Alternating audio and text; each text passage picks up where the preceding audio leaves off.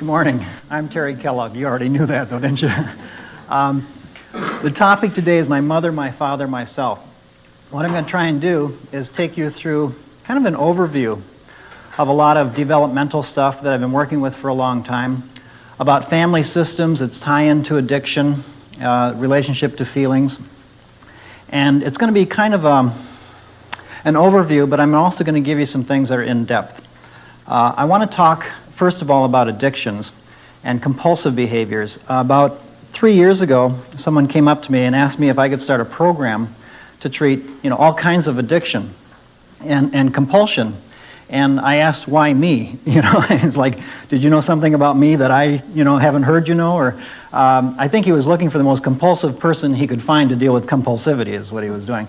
So I started to do some thinking and organizing, and I based a lot of what we do on what's being done at the Meadows and the treatment center and the family program, and a lot of it on some of the family systems and feelings work that I've been doing for about, probably 10 years in the field. And today you're going to get some of the results of that and a little bit about the program. We call the program in Minneapolis the Compulsivity Clinic, and elsewhere it's called New Life Family Workshops. It's run in different areas of the United States. The first thing I'm going to be talking about is addiction and compulsion. Now, there's a lot of talk about what's the difference between addiction and compulsion, and I have the best answer I can give you for that one is I don't know. It's sort of a mixed bag. A lot of people will say, like, I'm a compulsive overeater, and someone else will say I'm a food addict, and I haven't seen the difference in the illness or the problem yet. So I think that it's possible that an addiction can be made up of more than one compulsion, and that generally it's seen that an addiction is more serious than a compulsion. So we'll start with addiction. World Health Organization, I believe their definition of addiction is that it's a pathological relationship with any mood-altering event, experience, or thing that causes major life problems. Now, the first part of that is the pathological relationship. It's really important to see addiction in terms of relationship. It's our relationship with something that becomes the problem, that becomes the illness, not the thing itself. In other words, a lot of things that we get addicted to are healthy things, or maybe even at least, moderate things, or there's no, bad or good about them. But our relationship to those things starts to cause us problems. And it might be with I've got a list of things that we get into problems with and relationships with, including thoughts, activities, substances, people, and feelings, and that's probably my compulsive need to organize and list things. The pathological part really is about the harmful consequences that it's causing in our life. It's really about the way it removes us from ourself. Basically, what an addiction is a distractor or some way to feel differently than we feel at the time. In fact, I did a workshop with Stanton Peele, and he talks about how, we always had this image of addicts as being those real down and outers that are out there, on the streets and they need help and they're shooting heroin and all this stuff. And now our view of addiction is changing very rapidly. Now we see, in fact, he calls addiction mankind's great unifying experience. If we want to understand addiction, all most of us have to do is look at our own lives and look at the places that we're out of control and the relationships that we have with those things, our pathological relationships with certain things in our own lives. And most of us will find addiction. The other part, mood altering, that part of the definition says mood altering, that's a key part of addiction. You see, the more something changes how we feel, the more addictive it becomes and is. It's like those things that produce euphoria are very highly addictive. I think of like cocaine, alcohol, banana cream pie, and sex. Those are very addictive experiences, and our relationship with those things can become addictive, a way of changing how we feel and lifting ourselves. But a lot of us get stuck there. We think that only mood-altering things can become addictive, but a lot of things become addictive that aren't just mood-altering. Some are just distracting ourselves from our feelings, moving us to one side. Things like exercise. For some people that's mood altering. For some people it's just distracting, but people can get addicted to exercise because it's a way of avoiding feelings, and even you can run off the tension from your feelings without dealing with the feeling. Not all of that is bad, of course, but when it becomes addictive, when we're not dealing with the feelings and with sacrificing relationship, of course it's a problem. Vacuuming. Vacuuming is by no means euphoric. But there are people that I know of, their life revolves around their Hoover, sort of. And that, so the vacuum, you go in their house and immediately your legs go up because you know they're going to vacuum sometime while you're there. And if they see lint in the neighborhood, they're vacuuming the neighborhood. And that isn't a euphoric experience for them, but it does distract them from what they feel. It's a way of, being busy, of just not facing the emotional reality. The major life problems that come from addiction, my guess is that that's really the difference between compulsion and addiction. I think it's possible to be compulsive without having major life problems. So maybe my definition of compulsion might go, it's a pathological relationship with any mood-altering event, experience, or thing, period. And then the addiction, which causes major life problems. I believe, though, by the time we notice a compulsion, it's usually causing major life problems. So it's probably an addiction by the time we notice it. And you don't really deal with things unless they're causing us problems. There's also a lot of a tendency for addicts not to know that they're addicts. That's the tendency. However, a lot of us, that have a problem with food, we know we have a problem with food, but then at that point, we minimize and deny the impact of the problem on our lives. We don't ever look at the full scope. Like, I know that I compulsively overeat, but what I don't like to look at is that when I come home from a workshop, and the first door I seem to open is a refrigerator door, I don't remember how I get in the house, and then I pitch my little pup tent in the refrigerator for about 2 hours, and I eat my way into insensibility and get rid of all the feelings that I haven't been dealing with, and then I come back out of the refrigerator, and I say, it's a little cold in here. No, actually, I say hi to my family, and they've been aware that I haven't said hi for 2 hours, and maybe it's like the kids want to play, and so I start, messing around. Then I feel kind of like too loggy to play, or I say, sit on my stomach and I'll throw up all over you, and then I go take a nap, and then I'm gone maybe for that rest of the evening and the family time, and then I get up from my nap, and the kids are in bed, and really, I don't know if any of you lived in alcoholic family systems, but can you see a lot of difference between that system and an alcoholic family system? There's the mood swings, there's the distancing, there's the irritability, and see, I've always considered that I have this minor food problem, but I've seen myself do that several times. And I don't like to look at that, and I think a lot of us just don't look at the impact of the addiction or the problem that we have on the people around us, on other aspects of our life. That's the minimization part of addiction. The other thing that happens is that, yes, I can use food to relieve my anxiety. So anything that lends itself towards relieving anxiety is addictive. And that's great. I relieve my anxiety with the food. But the more I relieve my anxiety with the food, the less ability I have to deal with anxiety or conflict. Probably be a good idea to as long as I put that on the board, to talk about the categories of addictions. And starting at the top, the first thing I like to look at are that we get addicted to thoughts. Some of our thought addiction, well, in fact, I even saw a little thing on stinkin' thinking, and it talked about, how thinking has gotten me into trouble, and they had a 20-question thing, just like, do you often think alone? Do you think before work or whatever, do you think with friends, and has anybody ever confronted you on your thinking, and has it ever caused you problems with the law? But the fact is that a lot of us tend to live in our heads, and we do have a harder time moving down to our feelings. Always trying to figure things out, knowing that it doesn't do any good to figure things out, really. I mean, it doesn't change things necessarily, but we stay there. We stay in our thoughts. There's different ways of doing that. Like, people get addicted to fantasy, sort of a Walter Mitty-esque approach to life, where you're always fantasizing, you're never connected to reality. You're just off in space in your own world. And I think people can get addicted to, we have this term called obsessive-compulsive. Okay, and I think that there's a tendency for a lot of people to be obsessive-compulsive, and this stuff is all on a continuum, right? And so some people might be a little obsessive-compulsive and do a lot of the name I love, ruminating, rolling it over and over in your head and worrying about it, for hours and hours.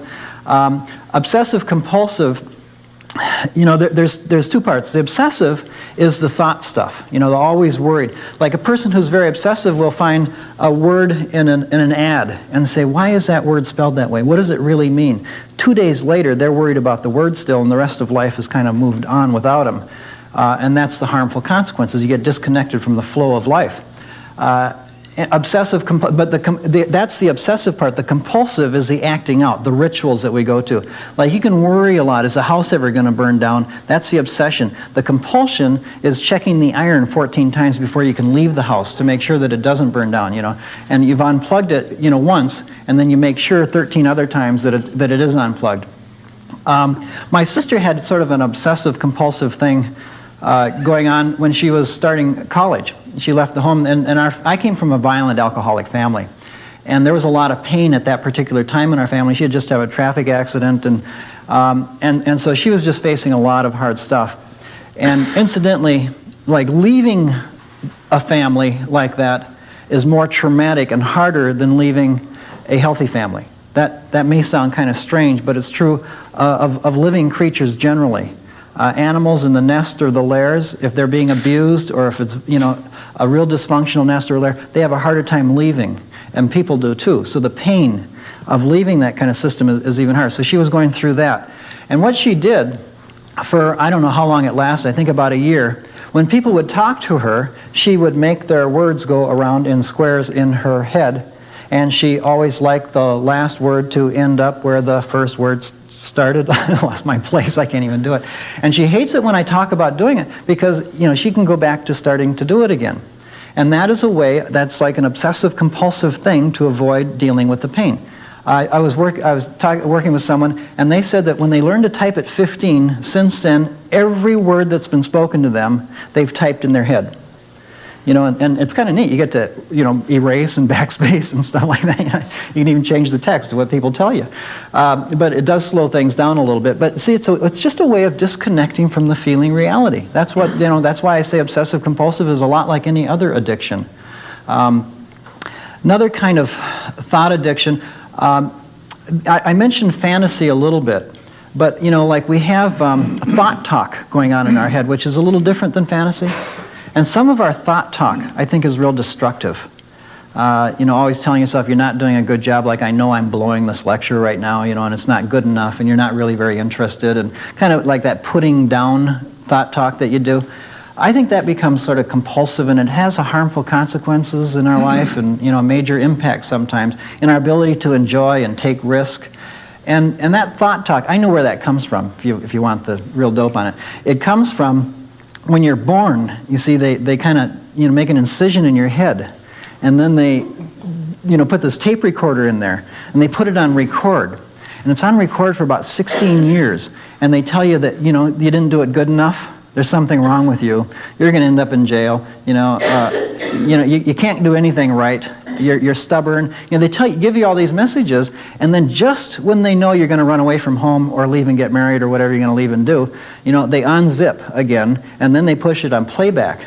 So now you're off, and you're telling yourself all of those things that you've been told. Say it's a trick that they play on us, and so in that sense, it maybe doesn't cover traditionally what we think of as addiction, but it certainly does have the negative impact. And a lot of our thought talk is a way of feeling avoidance, even if the feeling we're avoiding is feeling good. A lot of us don't have the right to feel good either. Thought addiction. Well. Maybe I mentioned fantasy, and I gave fantasy kind of a bad rap a little bit too. I want to say also that fantasy is the most important tool for recovery that we have, and the ability to image and see ourselves the way we want ourselves to be. What we imagine ourselves to be is probably what we will become. The Eastern Bloc countries are doing great with this thing called autogenics. What they train their athletes as much off the field as on the field, and what they have their athletes do is they have them image a performance and a successful performance in a state of deep relaxation over and over again. And then they go out and they tend to do it and beat the pants off of us. We don't have. Some of us have autogenics down naturally, like Wayne Gretzky. He has it down. See, he sees things in slow motion. Like I played hockey. And to me, it's like when I get within 25 yards of the goal, I panic. Things go so fast, I don't know where I am, anybody else is. I lose the puck, I trip over myself, I run into the goal. But Wayne Gretzky has about a year and a half from the time he gets 20 yards to the goal to the time he makes the goal. He sees everything in slow motion. And it's that ability to slow down time and really see our performance. And that's part of relaxation. And that's part of what we can do with our minds.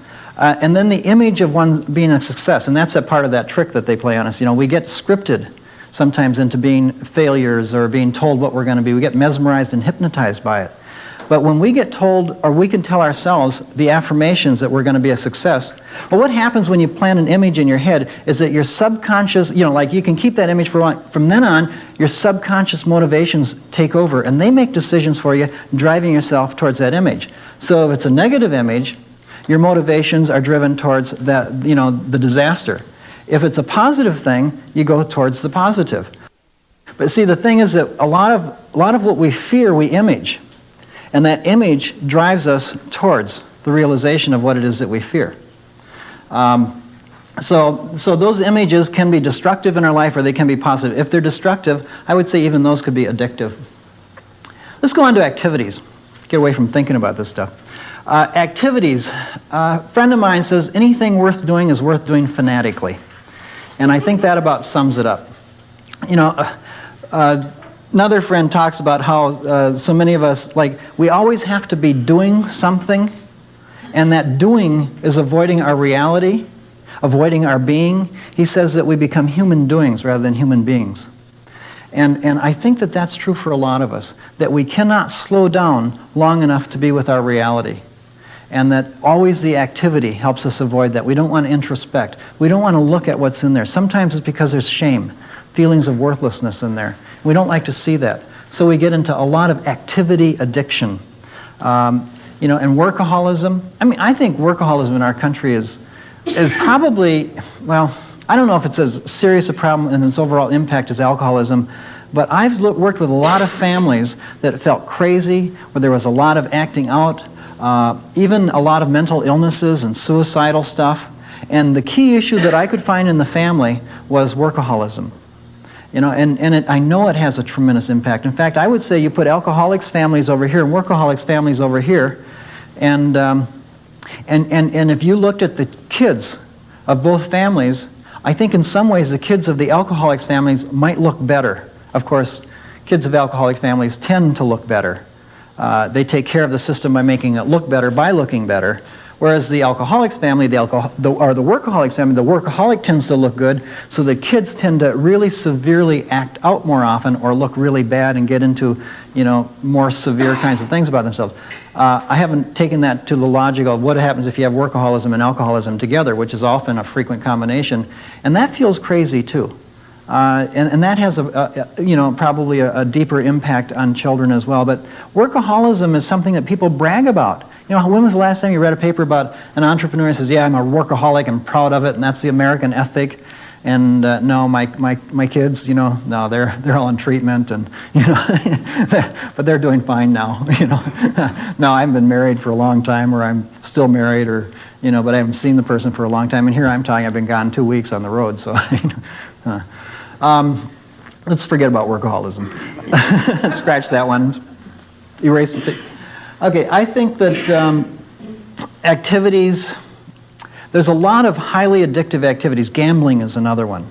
My parents live in Las Vegas, incidentally, so it's sort of the acting out capital of the world, and after I talk a little bit more today, you'll probably understand more about why they live in Las Vegas. But I think that gambling, it's really not like when I gamble, I'm worried about winning. I want to win, and I'm real cautious about it.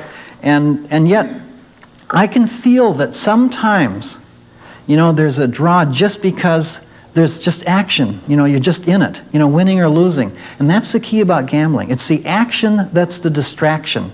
It's not the winning or losing. And to a gambler, they get so hooked on the action, that's the addiction, that they can't not be in it. They've always got to be by a phone or by their, who's ever making book or whatever it is. They somehow have to be around that action. I think that some ways sex can be an activity addiction as well. Shoplifting. People get addicted to shoplifting and stealing, and that's the same kind of thing. The action. There's a lot of addiction to intensity in our society. That people get addicted to, the excitement, to intensity. And I think that's another consequence of a lot of alcoholic family systems. A lot of, there's an intensity, there's a level of anxiety and chaos And you get addicted to that, where you always want to be living on the edge and creating crisis wherever you go.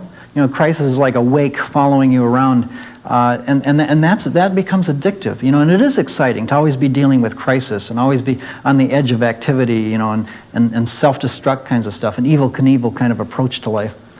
What kinds of activities do you have, that you see that someone could be addicted to? Of course, we wouldn't be, but someone might be. Anybody? Running. Okay, that brings up a good point too. There's talk about the positive addictions. I don't believe in positive addictions. I believe in positive behaviors, habits, lifestyle. But I think by the time something becomes an addiction, it's really having a harmful impact. Like people run away from their reality. They run themselves into the ground. I have a friend who, I've run some marathons with, and trainings. My training schedule has really been haphazard. And I sort of like that. I don't think it's a marathon that kills people. I think it's the training that kills them, really. I mean, by killing, I mean wearing out the knee joints and hip joints and all that stuff. But anyway, he was scheduled for a knee operation, and he had his marathon training schedule, and he was up to like 70 miles a week. And the week before he had his knee operation, he decided to run the 70 miles in pain, exacerbating the problem that he had. But he had to run it. And, on days that he couldn't run and after the knee operation, I mean, he was depressed and irritable. It was really hard to just live with him in general. And that's a running addict. In fact, you get that addict impatience when you can't, get the fix, or even when you get the fix, you become more of an impatient person. And he was doing that. And usually we need our addiction more and more, and you have to keep escalating it. And how much can one run in a given week? Exercise is generally that way. There's another part of exercise that becomes tied in with an eating disorder, and it's like bulimia, the binging and the purging, but it's like exercise bulimia, where you binge on food, but then you do this excessive or inordinate amounts of exercise to burn off the calories, and that's the purging. So running can also be that. Anything else? What other kinds of activities? Crossword puzzles. Crossword puzzles. Just a distraction of always, yeah. Okay.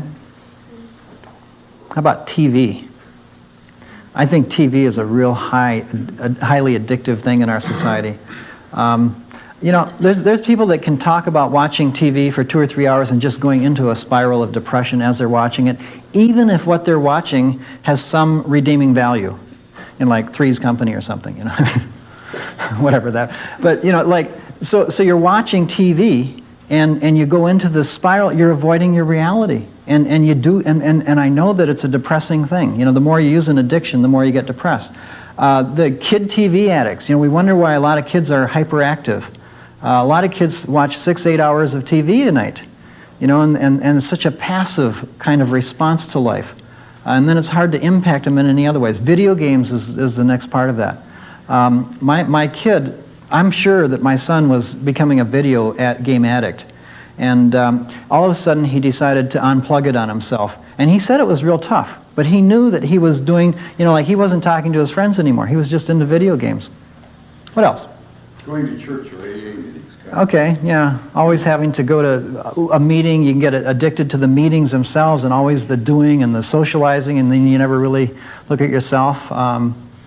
First, people can use volunteering their time for worthy causes. I think that becomes a way of avoiding one's reality, and also sometimes becomes a way of facing key issues. And I've worked with a lot of volunteers that didn't feel like they had any value. And they were volunteering to get value, but they couldn't ever charge for their time. I mean, I'm not down on volunteering. I don't want all volunteers to stop doing that. But they couldn't charge ever for their time because of that lack of value. So they were getting, they were getting some value from the volunteering, but they were giving up other aspects of their life, including things that they needed to do to learn more value. What else? Is there any activity that cannot become? Probably not. Reading, sleeping, probably talking. I have someone that I'm very close to that I know is talking right now somewhere. It's something, they're either sleeping or talking. It's compulsive. I mean, I'm sure you've been around compulsive talkers. They never stop going. What else, though? Any other Things that you want to mention? Hobbies are very. Okay, we can get addicted to our hobbies. Fishing, golfing, watching sports on TV, NFL, USFL, AFFL, or whatever FL they have now. Anything else? Okay, well, let's go on to